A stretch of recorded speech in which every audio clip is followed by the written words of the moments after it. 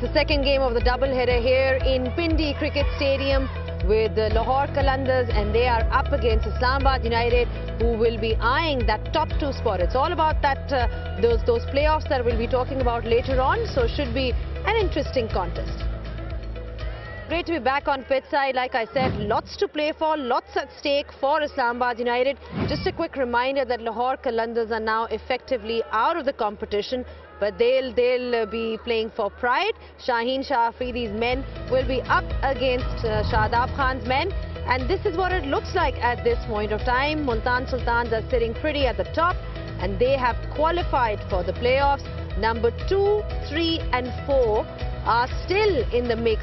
Eventually, I think all the sides will be looking to eye for that second spot, because that gives them another bite at the cherry. So interesting times ahead at the HBL PSL. We're all looking forward to it, and I'm sure the gentlemen in my studio tonight are also looking forward to it. Ian Bishop joins Ramiz Raja. Bish, for Islamabad United, lots to play for as opposed to Lahore Qalandars. Of course, there's the pride element, but for Islamabad United, it's really about, you know, trying to bring in their A game so that they can qualify for the playoffs and then gain some momentum and maybe perhaps, you know, come second in that league.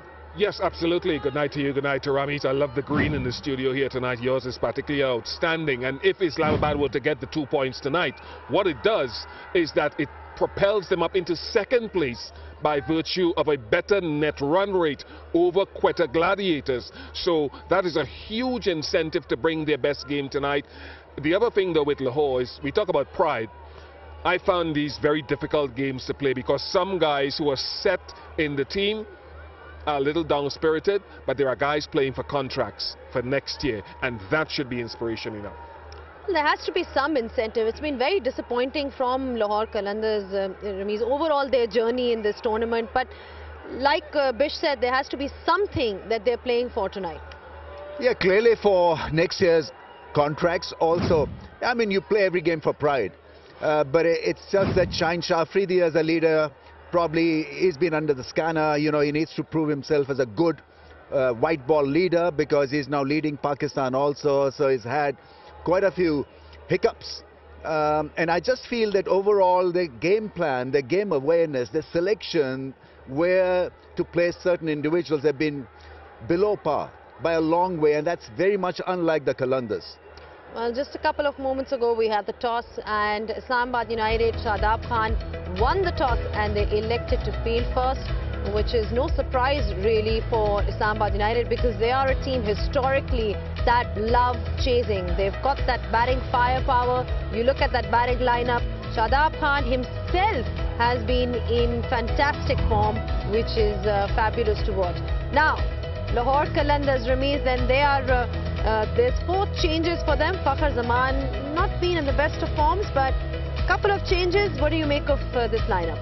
I mean, it's fine. I mean, they could have changed the entire team because there's nothing to lose, so might as well use the bench strength and get the new faces in. I mean, David Visa was badly missed, not only because of his all-round prowess, but also because he's a good reader of the situations and has a good cricketing brain. So I just feel that it's just too late, you know, making all those changes. They needed the form players. They didn't have a lot of form players, and, you know, lack of form of Fakhar Zaman has hit them quite badly, because on the day, as we all know, that he's a go-getter, he's a finisher and a match winner. Well, speaking of form, Bish, Islamabad United have quite a few individuals who've been in form and they've gone unchanged. Yeah, and that's understandable. Alex Hales has been coming along quite nicely, but Colin Munro, even though he didn't get a lot last game, his form has picked up in the last 3 or 4 matches. And then Shadab has played 2 really critical knocks over the season. The guy who isn't getting as much praise would be Azam Khan, who has played 2 wonderful knocks, a half-century and a quick-fire 20 in the last game.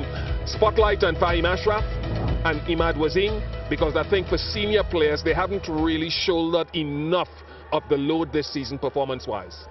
One guy who's definitely shouldered a lot of responsibility from Islamabad United is Salman Ali Agha. I mean, he's been impressive with the bat and also has shown control with the ball, Ramiz. I think he's got a role to play in T20 cricket because like Shoaib Malik, for example, you can he can come handy for an over or two. He fields well, he bats well in the middle phase of the innings. And Pakistan need middle order batsmen. Come international cricket, it's a World Cup year, so I'm just hoping that he clicks and he's selected because he's got a lot to offer. We spoke about how Shadab Khan Bish was sort of struggling with confidence before the start of the HBL PSL. He didn't really have a great ILT20, but so far he's been quite effective, especially when you talk about his batting. He's been, coming up the order and scoring all those runs, so good for him.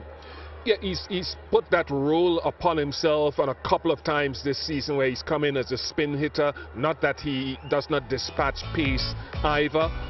So his batting has been powerful. At times it's been controlled, but more importantly, they've been sort of match-winning performances with the bat and then with the ball. Even with the bowling, if you look at his bowling, he was really struggling as a spinner, and maybe the runs that he is getting with the bat has given him some kind of confidence. Overall, looks like a much more sort of confident cricketer in this HBL PSL. I think he's fitter.